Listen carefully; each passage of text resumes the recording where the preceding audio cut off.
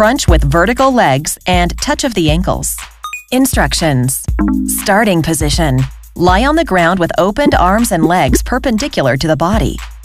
Muscle contraction. Lift your torso by contracting your abdomen and at the same time, try to touch your ankles with your fingertips. End of the exercise. Return slowly to the starting position by relaxing the abdominal muscles. Muscles involved: rectus abdominis, abdominal oblique. Breathing. Common mistakes. Folding excessively your legs when lifting the bust. This error results in a considerable decrease of the load on the abdominal fascia. P for P-cam. Crunch with vertical legs and touch of the ankles. Recommended repetitions: beginner, intermediate, advanced,